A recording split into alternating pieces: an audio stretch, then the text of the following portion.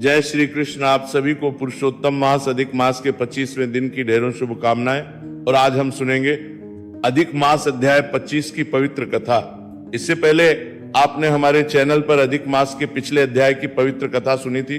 भक्तों, आज की ये कथा महाभारत के उस समय की है जब वनवास और अज्ञातवास की अनेक कठिनाइयों को सहने के बाद पांडवों के मन में धर्म के अनेक गूढ़ प्रश्न उठने लगे थे। राज युधिष्ठिर तो सदैव ही धर्म के स्वरूप को समझने के लिए उत्सुक रहते थे। वे जानते थे कि भगवान श्री कृष्ण केवल उनके मित्र ही नहीं बल्कि स्वयं पुरुषोत्तम नारायण है। इसलिए जब भी उनके मन में कोई संदेह उत्पन्न होता वे उसी क्षण श्री कृष्ण के श्री चरणों में उपस्थित हो जाते। एक समय की बात है, पुरुषोत्तम मास का आगमन हुआ था। चारों ओर साधु संत ऋषि मुनि गृहस्थ और भक्तजन स्नान दान जप तप गीता पाठ हरि नाम संकीर्तन तुलसी सेवा और दीप दान में लगे हुए थे। स्वयं पांडव भी अत्यंत श्रद्धा के साथ इस मास का पालन कर रहे थे। प्रतिदिन प्रातः काल धर्मराज युधिष्ठिर भीमसेन अर्जुन नकुल और सहदेव नदी में स्नान करते, देव को अर्घ्य देते और उसके बाद भगवान श्री हरि का स्मरण करके गीता का पाठ करते थे। माता कुंती भी ब्राह्मणों की सेवा और गौ सेवा में लगी रहती थी।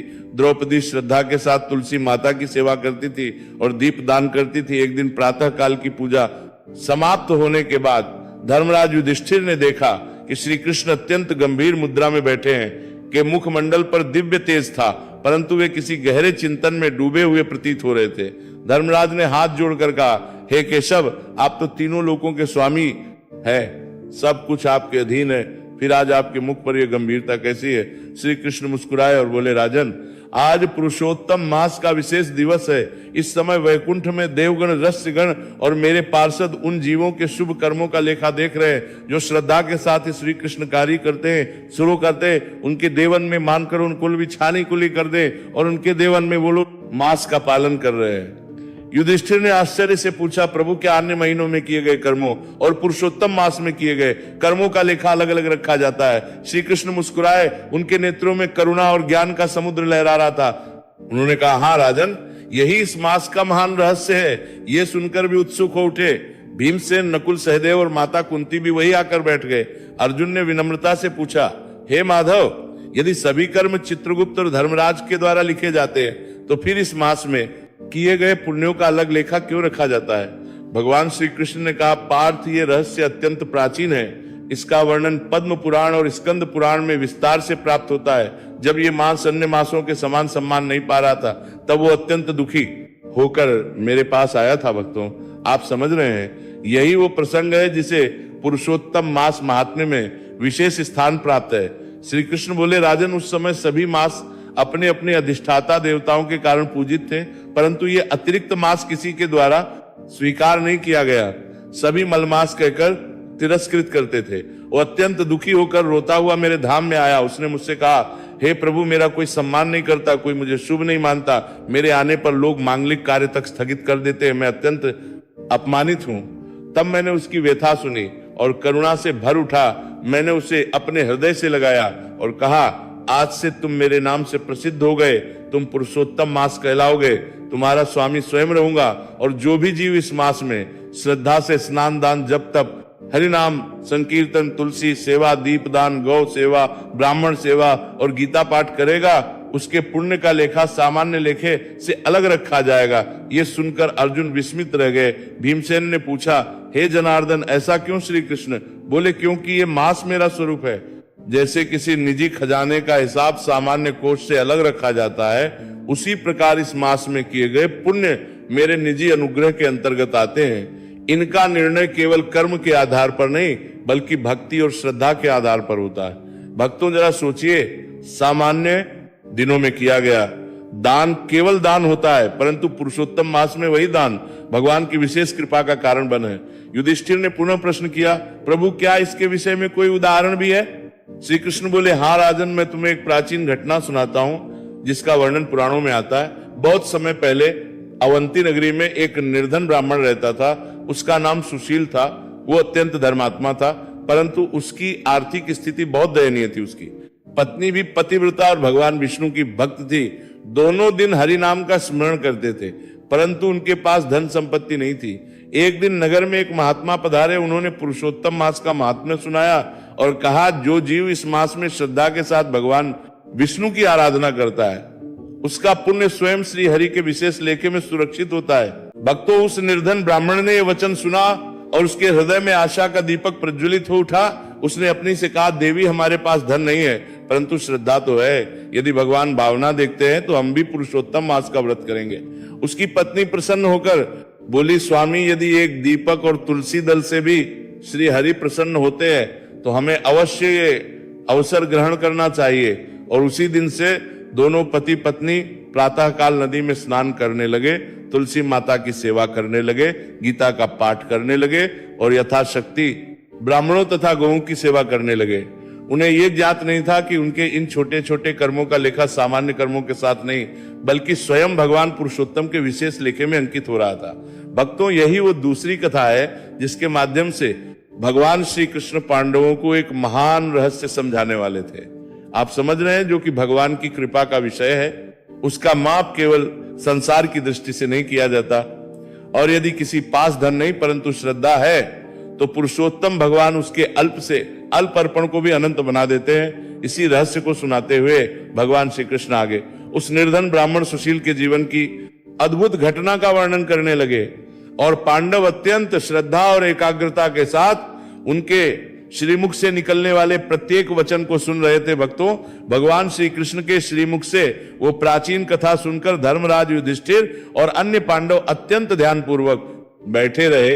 वन शांत वायु बह रही थी, पक्षियों का मधुर सुनाई दे रहा था और उस पावन वातावरण में स्वयं पुरुषोत्तम भगवान अपने भक्तों को धर्म का एक अत्यंत सूक्ष्म रहस्य समझा रहे थे। भगवान श्री कृष्ण ने आगे कहा, राजन, वो निर्धन ब्राह्मण सुशील और उसकी धर्मपत्नी धन से तो निर्धन थे परंतु श्रद्धा और विश्वास से अत्यंत समृद्ध थे। उन्होंने निश्चय किया कि इस पुरुषोत्तम मास में एक भी दिन व्यर्थ नहीं जाने देंगे। प्रतिदिन दोनों पति पत्नी नदी में स्नान करते। स्नान के समय वे भगवान विष्णु के नामों का स्मरण करते और श्रद्धा से कहते, हे पुरुषोत्तम प्रभु, हमारे पास आपको अर्पित करने योग्य कुछ नहीं है, केवल हमारा मन और हमारी भक्ति ही आपकी शरण में है।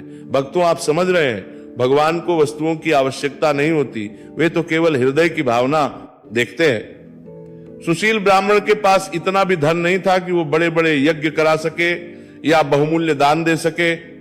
फिर भी वो अपनी सामर्थ्य के अनुसार प्रतिदिन किसी न किसी गौ को हरी घास अवश्य खिलाता था। कभी किसी अतिथि को जल पिलाता तो कभी किसी भूखे को अपनी रोटी का एक भाग दे देता। उसकी पत्नी प्रतिदिन तुलसी माता की सेवा करती, दीप दान करती और भगवान विष्णु के सामने बैठकर विष्णु सहस्त्र नाम का पाठ सुनती। इस अनेक दिन बीत गए। एक दिन उनकी कुटिया के बाहर एक वृद्ध सन्यासी आए। उनके शरीर पर साधारण वस्त्र थे परंतु उनके मुख पर अद्भुत तेज था। उन्होंने कहा, ब्राह्मण देवता कई दिनों से अन्न ग्रहण नहीं किया है, यदि कुछ भोजन मिल जाए तो बड़ी कृपा होगी। भक्तों, उस दिन सुशील ब्राह्मण और उसकी पत्नी के पास केवल थोड़ा सा जौ का आटा बचा था। उसी से दोनों भोजन बनने वाला था। पत्नी ने कहा, स्वामी यही हमारा अंतिम अन्न है, यदि इसे अतिथि को दे दिया तो हम दोनों आज भूखे रह जाएंगे।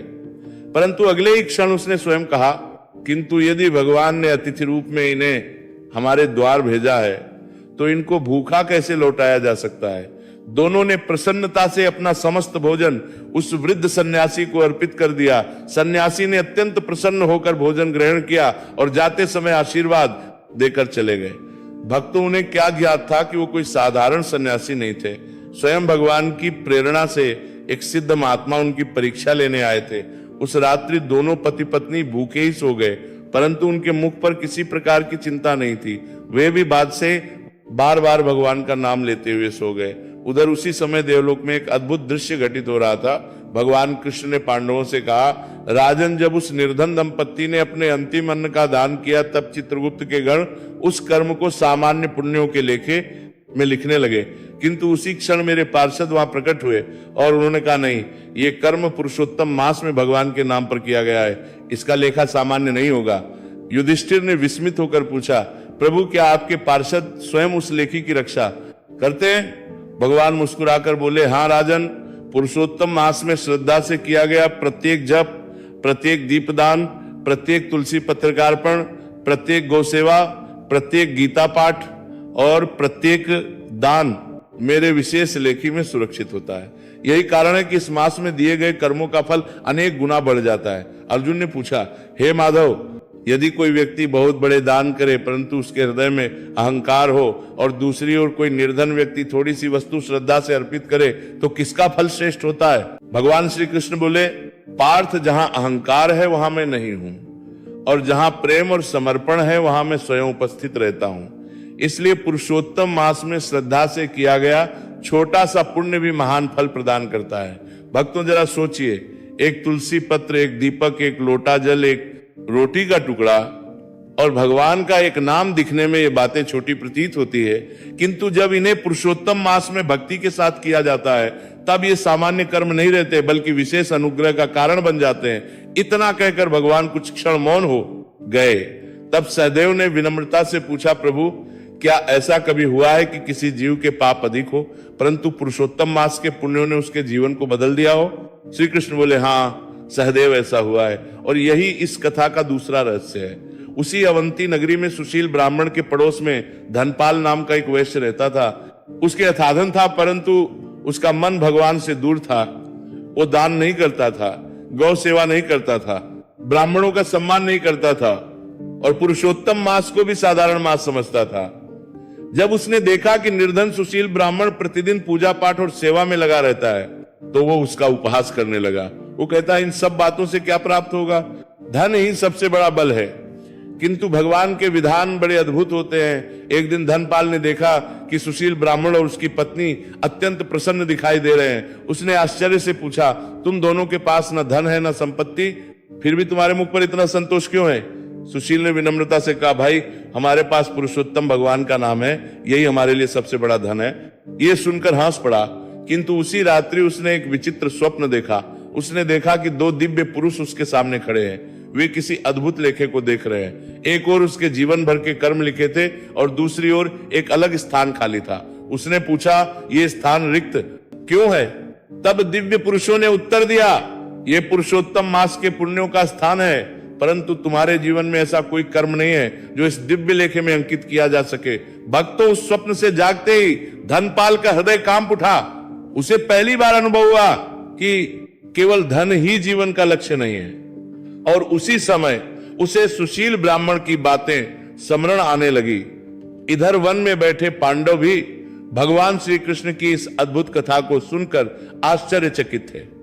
उनके हृदय में यह जिज्ञासा उत्पन्न हो रही थी कि उस धनवान वैश्य का आगे क्या हुआ और किस भगवान पुरुषोत्तम ने उसके जीवन में परिवर्तन किया।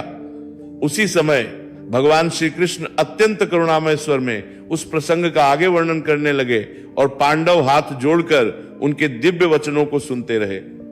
भक्तों, भगवान श्री कृष्ण के श्रीमुख से निकली हुई ये दिव्य कथा सुनते सुनते धर्मराज, युधिष्ठिर, अर्जुन, भीमसेन, नकुल और सहदेव के हृदय में पुरुषोत्तम मास के प्रति और भी अधिक श्रद्धा जागृत हो गई। वन का वो शांत वातावरण मानो स्वयं भगवान की वाणी को सुनकर पवित्र हो रहा था। भगवान श्री कृष्ण ने आगे कहा, राजन, उस स्वप्न ने धनपाल वैश्य के हृदय को भीतर तक हिला दिया। जिस धन को वो अपना सबसे बड़ा सहारा समझता था, उसी धन के रहते हुए भी उसे पहली बार अपने जीवन की रिक्तता का अनुभव हुआ। प्रातः काल होते ही वो सीधे सुशील ब्राह्मण की कुटिया पर पहुंचा। उस समय ब्राह्मण तुलसी माता को जल अर्पित कर रहा था और उसकी पत्नी भगवान विष्णु के समक्ष दीप प्रज्वलित कर हरि नाम का संकीर्तन कर रही थी। धनपाल ने विनम्र स्वर में कहा, ब्राह्मण देवता, मैंने तुम्हारा बहुत उपहास किया है, मुझे क्षमा कर दो। मैं एक बात जानना चाहता हूं, तुम इतने निर्धन होकर भी इतने प्रसन्न कैसे रहते हो? सुशील ने मुस्कुराकर कहा, भाई, जो कुछ भगवान पुरुषोत्तम देते हैं उसी में संतोष करना ही सबसे बड़ा सुख है। धन से का पालन होता है किंतु भगवान के नाम से आत्मा का कल्याण होता है। धनपाल की आंखों में आंसू आ गए। उसने अपना स्वप्न सुनाया और पूछा, क्या मेरे जैसे पापी और अभिमानी व्यक्ति का भी उद्धार हो सकता है? सुशील ब्राह्मण ने बड़े प्रेम से कहा, भाई, भगवान श्री हरि करुणा के सागर है। यदि सच्चे हृदय से पश्चाताप किया जाए और श्रद्धा के साथ पुरुषोत्तम मास का पालन किया जाए तो भगवान अवश्य कृपा करते हैं। भक्तों, आप समझ रहे हैं, यही तो पुरुषोत्तम मास का सबसे बड़ा संदेश है कि भगवान किसी के पूर्व जीवन को नहीं देखते हुए वर्तमान की सच्ची भावना को देखते हैं। उस दिन से धनपाल के जीवन में परिवर्तन आने लगा। जिस व्यक्ति को पहले केवल धन का अभिमान था, वही अब प्रातःकाल स्नान करके भगवान विष्णु का ध्यान करने लगा। वो गीता का पाठ सुनने लगा। तुलसी माता की सेवा करने लगा, गौओं को खिलाने लगा, ब्राह्मणों और साधुओं का सम्मान करने लगा, और सबसे बड़ी बात उसके हृदय में विनम्रता आने लगी। भक्तों जरा सोचिए, जिस हृदय में पहले अहंकार भरा हुआ था, उसी हृदय में अब भगवान के नाम के प्रति प्रेम उत्पन्न होने लगा। उधर देवलोक में भी एक अद्भुत घटना घट रही थी। भगवान श्री कृष्ण ने पांडवों से कहा, राजन, जब धनपाल ने सच्चे मन से पश्चाताप किया और पुरुषोत्तम मास में भगवान का स्मरण प्रारंभ किया, तब मेरे पार्षदों ने उसके लिए भी एक नया खोल दिया। युधिष्ठिर ने हाथ जोड़कर पूछा, प्रभु, क्या एक मनुष्य का भाग्य इतना शीघ्र बदल सकता है?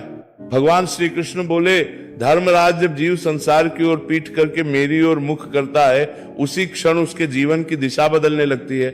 पुरुषोत्तम मास में तो मेरी कृपा और भी अधिक प्रबल हो जाती है। इसीलिए इस मास में किए गए कर्मों का लेखा अलग रखा जाता है, क्योंकि यहाँ केवल कर्मों की संख्या नहीं देखी जाती, यहाँ हृदय की भावना भी देखी जाती है। अर्जुन ने पूछा, हे जनार्दन, क्या ये रहस्य केवल मनुष्यों के लिए है? भगवान श्री कृष्ण बोले, नहीं पार्थ, जो भी जीव श्रद्धा और भक्ति से मेरे नाम का स्मरण करता है, मैं उसके प्रति करुणा अवश्य करता हूं। इसके बाद भगवान श्री कृष्ण ने पांडवों को एक और प्राचीन प्रसंग सुनाया। उन्होंने कहा, एक बार देवर्षि नारद ने भी यही प्रश्न भगवान नारायण से पूछा था। नारद ने कहा था, हे प्रभु, जब चित्रगुप्त सभी कर्मों का लेखा रखते हैं, तब पुरुषोत्तम मास के कर्मों का अलग प्रबंध क्यों है? तब भगवान नारायण ने कहा, हे नारद, जिस प्रकार माता अपने सबसे प्रिय पुत्र के लिए कुछ विशेष वस्तुएं अलग रखती है, उसी प्रकार पुरुषोत्तम मास में मेरे भक्त जो कुछ भी श्रद्धा से करते हैं, उसे मैं अपने विशेष अनुग्रह के अंतर्गत रखता हूं। उन कर्म का फल केवल नियम के अनुसार नहीं, बल्कि मेरी कृपा के अनुसार प्रदान किया जाता है। भक्तों, यही कारण है कि पद्म पुराण और स्कंद पुराण में पुरुषोत्तम मास को समस्त मासों का मुकुट कहा गया है। यानी कि ये केवल समय का एक भाग नहीं, बल्कि स्वयं भगवान की करुणा का एक विशेष अवसर है। यदि इस मास में कोई व्यक्ति श्रद्धा से स्नान करता है, तो उसका पुण्य अनेक गुना बढ़ जाता है। यदि वो दान करता है, तो उसके जीवन के अज्ञान रूपी अंधकार का नाश होने लगता है। यदि वो तुलसी माता की सेवा करता है, तो भगवान विष्णु अत्यंत प्रसन्न होते हैं। यदि वो हरिनाम संकीर्तन करता है, तो उसके भीतर की अशुद्धियां दूर होने लगती हैं। यदि वो गौ सेवा और ब्राह्मण सेवा करता है, तो देवता भी उससे प्रसन्न होते हैं। और यदि वो पितरों के लिए तर्पण करता है, तो उसके पितृ तृप्त होकर उसे आशीर्वाद प्रदान करते हैं। भक्तों, ये सुनकर पांडवों के हृदय आनंद से भर उठे। धर्मराज युधिष्ठिर ने कहा, हे पुरुषोत्तम प्रभु, अब मैं समझ गया कि इस मास का महत्व इतना महान क्यों बताया गया है। भीमसेन ने कहा, प्रभु, संसार का सबसे बड़ा धन तो आपकी भक्ति ही है। अर्जुन ने कहा, हे माधव, यदि आपकी कृपा प्राप्त हो जाए, तो मनुष्य के लिए कुछ भी दुर्लभ नहीं रहता। और उसी भगवान श्री कृष्ण ने अत्यंत गंभीर और करुणामय स्वर में वो उपदेश देना प्रारंभ किया, जो केवल पांडवों के लिए ही नहीं, बल्कि आने वाले कलयुग के समस्त भक्तों के लिए भी अमूल्य मार्गदर्शन बनने वाला था। उनके श्रीमुख से निकले हुए वे वचन धर्म, भक्ति और जीवन के गहन रहस्यों को प्रकट करने वाले थे, जिन्हें सुनकर स्वयं पांडवों की आंखें भक्ति से उठी। भक्तों, भगवान श्री कृष्ण के वचन सुनकर धर्मराज युधिष्ठिर सहित सभी पांडव अत्यंत भाव विभोर हो उठे। वन का वह पवित्र वातावरण मानो वैकुंठ की शांति से भर गया था। भगवान श्री कृष्ण के मुख कमल से निकले हुए प्रत्येक शब्द पांडवों के हृदय में अमृत की भांति उतर रहे थे। तब भगवान श्री कृष्ण ने अत्यंत करुणामय स्वर में कहा, हे, इस संसार में मनुष्य अनेक प्रकार के कर्म करता है। कुछ कर्म उसे सुख देते हैं, कुछ दुहक, कुछ कर्म उसे बंधन में डालते हैं, और कुछ कर्म उसे मेरे धाम की ओर ले जाते हैं। किंतु पुरुषोत्तम मास एक ऐसा दिव्य अवसर है, जिसमें किया गया शुभ कर्म केवल कर्म नहीं रहता, वह मेरी कृपा का पात्र बन जाता है।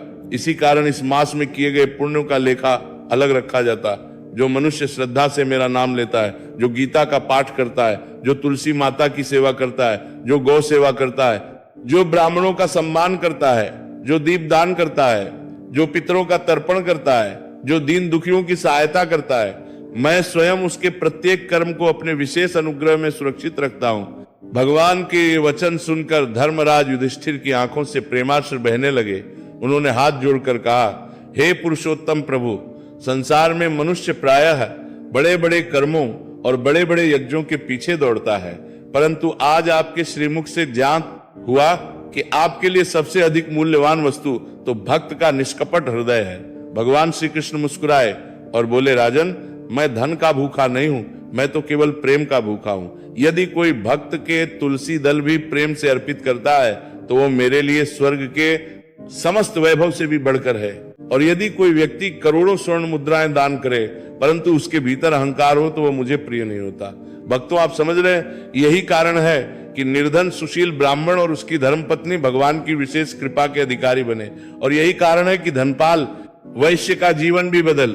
कुछ समय पश्चात धनपाल ने अपने धन का सदुपयोग करना प्रारंभ कर दिया। उसने गौशालाओं की सेवा की, ब्राह्मणों का सत्कार किया, भूखों को भोजन कराया और भगवान विष्णु के मंदिरों में दीप दान किया।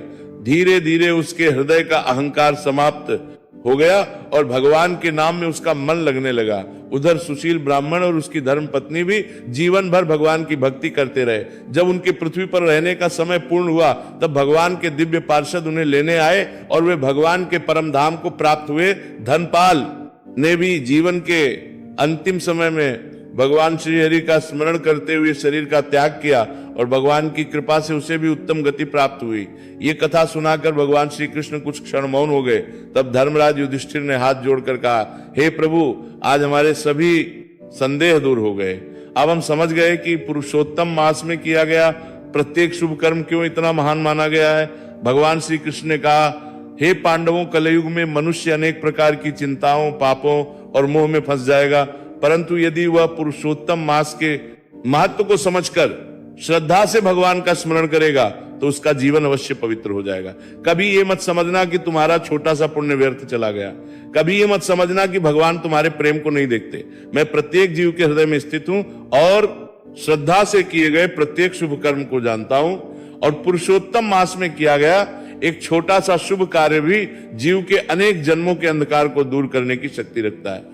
भक्तों, जरा सोचिए, यदि स्वयं भगवान श्री कृष्ण ये कह रहे हैं कि इस मास में किया गया शुभ कर्म उनके विशेष लेखी में सुरक्षित रहता है, तो फिर इस दुर्लभ अवसर को व्यर्थ क्यों जाने दिया जाए। इसलिए इस पवित्र मास में यथाशक्ति प्रातःकाल स्नान करें, भगवान श्री हरि का स्मरण करें, गीता का पाठ करें, तुलसी माता की सेवा करें, हरि नाम संकीर्तन करें, दीप दान करें, गौ करें, ब्राह्मणों का सम्मान करें, अपने पितरों का तर्पण करें और सबसे बढ़कर अपने हृदय में भगवान श्री कृष्ण और भगवान विष्णु के प्रति सच्ची भक्ति जागृत करें। भक्तों, इस कथा से हमें यह शिक्षा मिलती है कि जो भगवान को प्रेम से याद करता है, भगवान उसे कभी नहीं भूलते। जो श्रद्धा से छोटा सा पुण्य करता है उसका फल भी महान हो जाता है। धन से अधिक मूल्यवान भक्ति है। अहंकार मनुष्य को भगवान से दूर करता है, जबकि विनम्रता भगवान के निकट ले जाती है। पुरुषोत्तम मास केवल एक मास नहीं बल्कि भगवान की विशेष कृपा प्राप्त करने का दिव्य अवसर है। भक्तों, जीवन में कभी भी ये मत सोचिए कि हमारे पास साधन कम है इसलिए हम भगवान की सेवा नहीं कर सकते। भगवान को धन नहीं भावना चाहिए। एक दीपक, एक तुलसी पत्र, एक हरि नाम और सच्चा हृदय ही भगवान को प्रसन्न करने के लिए पर्याप्त है। इसलिए श्री मुनि और पुराणों ने पुरुषोत्तम मास को अत्यंत दुर्लभ और कल्याणकारी बताया है। भगवान पुरुषोत्तम श्री हरि आप सभी के जीवन में सुख, शांति और भक्ति प्रदान करें। श्रद्धा से जय श्री हरि अवश्य लिखें। कथा को अधिक से अधिक लोगों तक पहुंचाएं, वीडियो को लाइक करें और हमारे चैनल को सब्सक्राइब करते जाइएगा। भगवान पुरुषोत्तम आपकी सभी मंगल कामनाएं पूर्ण करें। भगवान पुरुषोत्तम सब पर कृपा करें। हरे कृष्ण